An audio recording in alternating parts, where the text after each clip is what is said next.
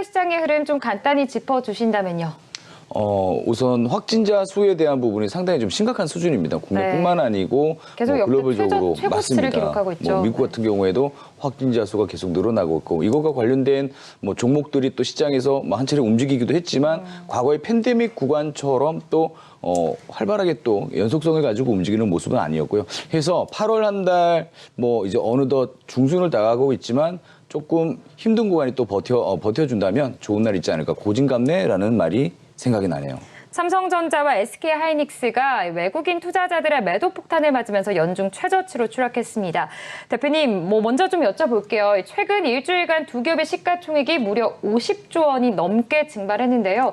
이재용 부회장의 복귀 소식도 있는데 과연 이 주식을 좀 주가를 회복할 수 있을 거라고 보시나요? 어떻게 좀 대응해야 될까요? 네, 안 그래도 이번에 이제 이재용 부회장이 다시 나오게 됨으로써 뭔가 좀 뜨거운 기운이 불어일으킬 것 같다라는 내용으로 시장을 조금 도배했었던 적이 불과 며칠인 것 같습니다. 그럼에도 불구하고 사실 이번에 나오긴 하지만 취업 제한이나 이런 것들이 또 5년 동안 붙어 있다라는 부분 때문에 경영을 제대로 할 수 있을까에 대한 부담도 좀 함께 가지고 있는 부분이라서 사실 이런 부분들이 그동안에 좀 단기적으로 올라왔던 부분을 다시 하락으로 좀 이끌어내리지 않았나. 사실 오늘 SK하이닉스와 삼성전자의 하락은 소위 좀 충격적이었다고 말씀드릴 수가 있을 것 같아요. 왜냐하면 최저치로 지금 추락을 한 상태입니다. 예. 네. 불과 제가 한 엊그저께까지 나온 리포터들만 보더라도 상당히 반도체 시장에 대한 디램 가격이나 이런 것들이 하반기로 갈수록 좀 안정적일 테고 특히 이제 메모리 그 디램 가격에 이제 메모리 반도체 같은 경우에는 오늘 나왔던 기사는 그렇습니다. PC 수요가 생각보다 좀 줄 것이고 그리고 코로나 백신이 이제 점진적으로 확산이 되면서 이제 어느 정도 집단 면역 시기에 다다르게 되면은 이러한 것들 노트북이라든지 이런 것들의 매출이 좀 줄 거기 때문에 점진적으로 수요에 대한 측면보다는 공급이 좀 과잉으로 진행될 것이다라는 내용 때문에 하락을 했는데 사실 이런 부분들이 또 삼성전자 측과 하이닉스 쪽에서는 또 그런 내용이 아니다라고 이야기가 나왔고 또 그런 리포터들이 사실 조금 반대되는 어떤 리포터들도 시장에 좀 많이 뿌려졌기 때문에 오늘 하락 사실 저는 한마디로 말씀드리면 좀 과도하지 않았나. 그리고 고점 대비 삼성전자가 한 20% 정도 그리고 하이닉스가 30%를 넘게 하락을 한 상황이기 때문에 여기서 추가적으로 어쨌든 이 두 종목 같은 경우 시총 상위 종목 1, 2위를 다투고 있는 종목이기 때문에 여기서 추가적인 더 하락이 나온다면 시장의 충격 또한 그러할 것이다라고 봐서 어느 정도 제가 앞서 말씀드렸던 대로 4분기까지의 진행에서 사실 DDR5라든지 이런 양산이 좀 시작되고 SK하이닉스나 삼성전자 같은 경우에도 하반기부터 상당히 이제 투자에 나설 것으로 지금 보여지고 있는 리포트들을 많이 해봤을 때 이런 확인을 할 수 있는 구간으로 좀 펼쳐질 것이고 저점을 다지고 다시 한번 반등의 기회로 오히려 지금 같은 경우에는 공포에 사서 우리가 보통 소문에 팔아라는 시장의 격언이 있습니다. 그렇듯이 조금씩 분할로 좀 접근을 해봐도 되지 않나 그렇게 판단하고 있습니다. 디램 가격 하락 우려와 또 반도체 업황에 대한 불확실성이 제기되면서 국내뿐만 아니라 해외 반도체 기업 주가도 일제히 하락했습니다. 김진욱 대표님께 여쭤볼게요. 앞으로 이 반도체 시장의 전반적인 흐름 좀 어떻게 흘러갈 거라고 보시나요? 그리고 투자에 대한 대응 전략까지 함께 짚어주시죠. 글로벌적인 시황에서 보면 이 섹터 자체가 아까 말씀드렸던 대로 점진적으로 앞으로 우리가 지금 진행해야 될 단기적인 예를 들면 4분기부터 시작되고 내년 초까지 진행을 보면 일단 5G 스마트폰의 보급이 더 활발하게 이루어질 것이고요. 여기에 대한 공급이라든지 아까 말씀드렸던 DDR5 그리고 이 부품 소재 쪽으로 상당히 지금 종목들 특히 좀 작은 종목들이 움직임이 좀 활발하게 살아나고 있거든요. 이것의 가장 핵심은 이제 전기차 쪽이라고 봅니다. 5월 달까지 전기차 부품에서 상당히 비메모리 반도체 쪽에 공급이 좀 원활하지 못했던 부분 때문에 사실 이 부분의 여파가 완성차 또는 그 부품주까지도 진행이 되었었고 이렇게 진행이 된 부분에서 주가의 추이를 강하게 돌려서지 못했던 부분이 아마 하반기부터 좀 풀린다라는 리포트가 있습니다. 이쪽에 좀 관심을 두고 본다면 글로벌적인 시각에서도 저희가 확실히 이제 현대차가 지금 미국 시장의 어떤 시장 점유율이나 특히 가격에 대한 인센티브라든지 이런 것들을 지금 오히려 올려나가고 있는 쪽이 바로 전기차 부분이기 때문에 국내 완성차 쪽 그리고 전기차 부품 배터리 이쪽과 관련된 진행에서도 확실히 반도체 수요는 더 늘어날 것이라고 보고요. 일단은 4차 산업혁명에서도 제가 말씀드렸던 것처럼 가장 핵심적인 부품은 반도체이기 때문에 단기간에 어떤 PC에 들어가는 메모리 반도체 가격이 좀 줄었다 그래가지고 삼성전자나 하이닉스가 크게 그거에 실적에 뭐 좌지우지되거나 이러지는 않을 것 같습니다. 그 외에도 뭐 인텔 같은 경우에도 새롭게 CPU를 좀 이렇게 출시하면서 거기에 들어가는 물량이나 이런 쪽도 하이닉스 같은 경우는 상당히 공급을 좀 해 나가고 있는 부분이라서 사실 좀 중장기적인 관점으로 봐야 되는 부분이고요. 이 두 종목 또한 단기적인 흐름보다는 중장기적인 관점의 흐름으로 봤을 때 여전히 저점에서 확실하게 우리가 접근할 수 있는 여력은 충분하지 않을까 이렇게 판단하고 있습니다.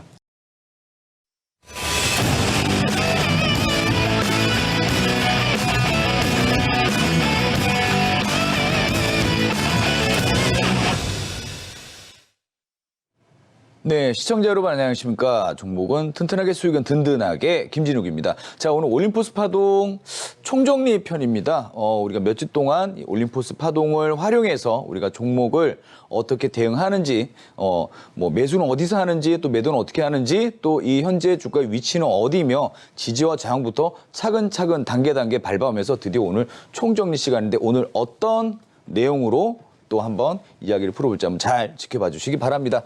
자, 우선 우리가 그동안에 배웠던 1강이었습니다. 주가의 지지와 저항. 제가 처음에 말씀드렸던 캔들 상한가를 찾아라라고 말씀드렸었죠. 여기를 허리선, 머리, 이렇게 무릎, 어깨까지 4등분해서 주가가 이렇게 움직일 때 여기가 저항, 지지선 뭐 이런 아주 간단한 여러분들이 알고 계신 기법에 대해서 좀 설명을 드렸었고 두 번째 시간이었습니다.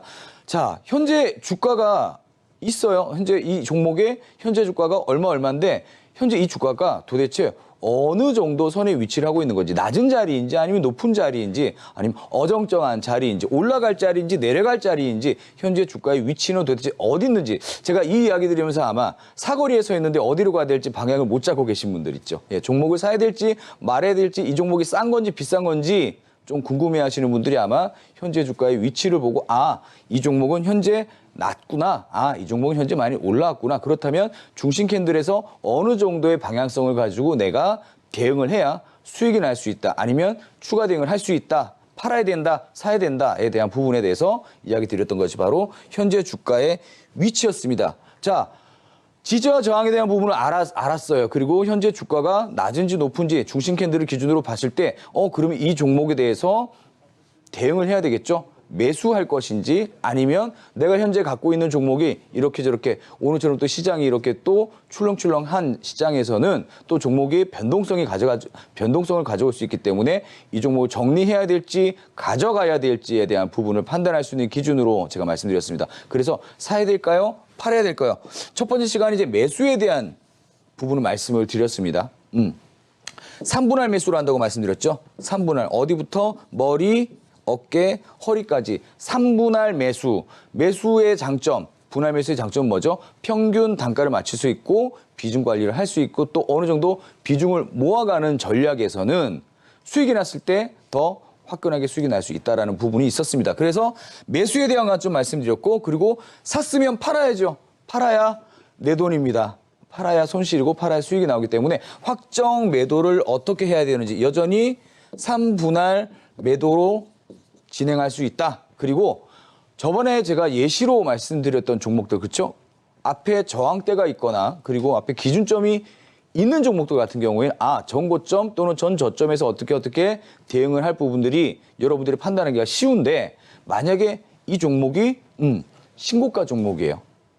만약에 상장일에 최고 신고가 달리고 있는 자리라면 도대체 어떻게 어디서 내가 매도를 해야지 안전하게 수익을 가져갈 수 있는지에 대한 부분에 조금 집중해서 설명을 드렸던 부분들이 있죠. 해서 매도를 어떻게 하는지에 대해서 말씀드렸고 오늘 아마 마지막 시간이 될 것 같습니다. 주가의 미래 경로. 이 종목이 앞으로 어떻게 어디로 위로 아래로 제가 그러면서 말씀드렸던 종목들이 있었습니다. 확실하게 한번 알아보고 가도록 하죠. 아마 SK테크놀로지라는 종목을 제가 이 시간에 올림포스 강의를 하면서 예시로 들었을 때 자, 앞서 말씀드렸던 종목들은 이미 지나간 차트로 여러분들이 보실 수 있지만 이 종목만큼은 현재 진행형입니다. 저와 함께 이 종목에 대해서 어떻게 흘러가는지 올림포스 파동으로 한번 알아보시죠라고 말씀을 드렸던 거 아마 기억이 나실 거예요. 그리고 이후에 중심 캔들부터 약 50% 정도 수익권입니다. 근데 저번에 말씀드렸다시피 여기서부터 시작되고 올라가면서 또다시 한번 중심 캔들을 만들고 또 상승했던 부분에서 신고가의 영역으로 접어들었을 때 우리가 상장 첫날 저기 앞에 보이는 음봉을 기준으로 또 한번 발바닥, 허리, 머리선을 나누고 위로 해서 매도를 어떻게 해야 된다고 말씀드렸습니까? 전체적으로 머리, 허리, 발바닥을 나누고 이 진폭만큼 위로 올렸을 때 부딪히는 자리가 내가 수익을 내고 편안하게 나올 수 있는 자리다라고 저번 시간에 말씀을 드렸어요. 그래서 한 번 팔고 두 번 팔고 세 번 정도 그죠? 올라갔다가 내려올 때는 당연히 여기 앞에 기준점을 기준으로 매도를 할 수 있습니다라고 말씀드렸습니다. 그래서 현재 뭐 아직 진행형인 종목이긴 하지만 뭐 대략 주식 캔들부터 약 50% 정도 수익권에 도달을 했군요. 자, 그래서 주가의 미래 경로를 알아보는 방법 다시 한번 체크해 보면 요 차트가 아마 기억이 나실 거예요. 7월 15일에 제가 말씀드렸는데 중심 캔들이 있습니다. 머리가 있고요. 발바닥이 있고요. 허리가 있는데 어깨가 있어요. 자, 요렇게 중심 캔들을 기준으로 한번 들어가 볼 만한 종목이 있는데 이 종목 제가 어디서 말씀드렸습니까? 방송 마치고 제가 공개 방송에서 말씀드렸던 종목인데 바로 어떤 종목이죠? 여러분도 잘 아시는 코스모 신소재라는 종목이었습니다. 코스모 신소재 종목이 그리고 이만큼도 올라왔어요. 자, 거꾸로 가서 다시 한번 보시면 현재 그 시간대부터 진행을 약 3거래일 만에 한 12% 정도 상승을 했고요. 그리고 주가는 옆으로 쭉 기어갔어요. 제가 그러면서 아마 7월 29일 날 방송에서 이 종목이 어디로 갈 것인지 우리가 한번 유추를 해볼 텐데요. 한번 지켜보시죠라고 아마 이 방송을 마쳤던 기억이 납니다. 이후에 어떻게 됐을까요? 자, 그렇다면 앞에서 진행했던 중심 캔들과 12% 상승이 나왔던 이 자리에 중심 캔들은 과연 어디로 이동했을까요? 여러분들 만약에 이 방송 보시면서 현재 주가가 여기라고 만약에 가정을 했을 때 중심 캔들은 과연 1번일까요? 2번일까요? 1번일까요? 2번일까요? 자, 앞에서 한 번, 뒤에 한 번 강한 상승이 나왔다면 중심 캔들은 바로 여기가 되겠죠. 자, 그렇다면 2번을 기준으로 2번 중심 캔들을 기준으로 다시 머리, 허리, 발바닥 제가 가장 중요하게 말씀드렸던 부분이 어디입니까? 제가 지금 이렇게 질문을 드렸을 때 허리라고 머릿속에 맴도시는 분들은 정답입니다. 허리를 깨지 않는 진행에서는 어떤 관점으로 가면 돼요? 보유를 하시면 된다고 말씀드렸죠. 허리를 깨지 않는 관점에서 보유를 했더니 어떻게 됐습니까? 주가가 다시 한번 위로 올라갔어요.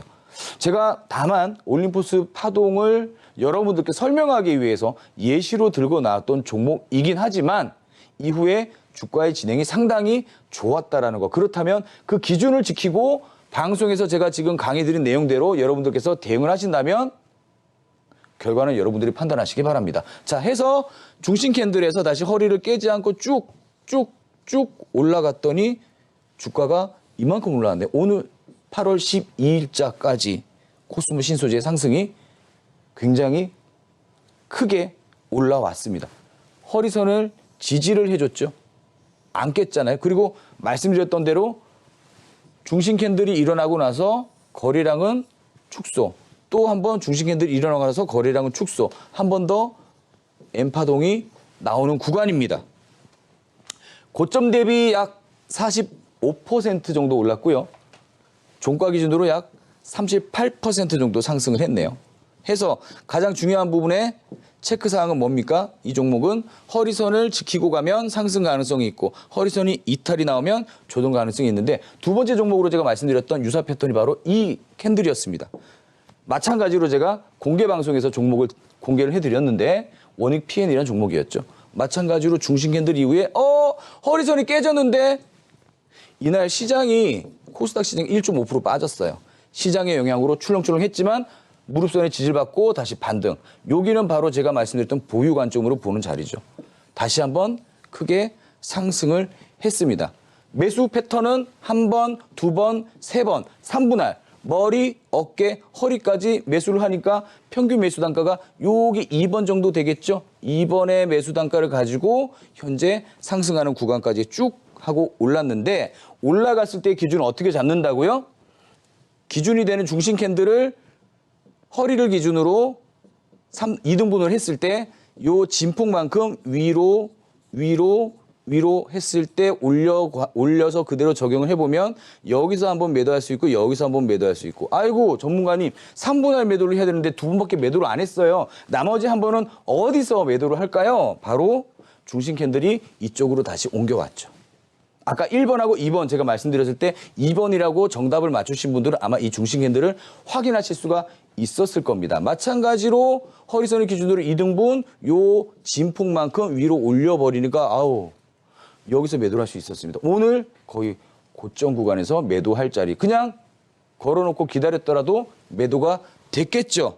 이렇게 종가 기준으로 대략 한 22% 정도 상승 마감을 한 종목이 바로 원익 PN이라는 종목입니다. 무조건 캔들만 맞춘다고 올라가진 않아요. 시장의 상황 그리고 업종 섹터의 분위기, 사람도 그렇고 종목도 그렇고 주변 분위기를 잘 맞춰야지 오래 살아남습니다. 여러분들 투자 오래오래 하시면서 수익을 오래 가져가고 싶으시면 시장의 분위기를 잘 파악을 하셔야 될 것 같습니다. 해서 허리선을 지지했을 때 상승 가능한 부분과 거래량이 감소했을 때 우리는 허리선에서 거래량이 감소하고 지지를 해준다면 뭘 하자고요? 보유가 가능한 자리다. 이렇게 말씀드릴 수 있는 종목들이었고 원익 PN의 중심 캔들이 그러고 보니까 또 하나 생겼죠. 자, 중심 캔들은 현재 주가를 기준으로 의미 있는 자리 제가 말씀드렸다시피 7% 이상에서 상한가까지 들어간 흐름, 거래량을 동반한 강한 흐름을 가지는 종목이 캔들이 바로 중심 캔들이고요. 하나일 때도 있고 이렇게 두 개일 때도 있고 짧은 추세를 가져갈 때도 있습니다. 그 부분은 제가 앞서 세 번째 강의까지 충분히 설명을 드렸었고 또 교육 들으시러 오는 분들, 제 방송 들어오시는 분들한테도 충분히 설명을 드렸었죠. 1번 중심 캔들, 그리고 2번 중심 캔들, 그리고 3번 중심 캔들. 자, 그렇다면 저번에 말씀드렸던 코스모 신소재가 상승을 했는데 원익 PN은 또 어떻게 진행을 할까요? 이번에 새로 생겨난 3번 중심 캔들의 허리선이 여기입니다.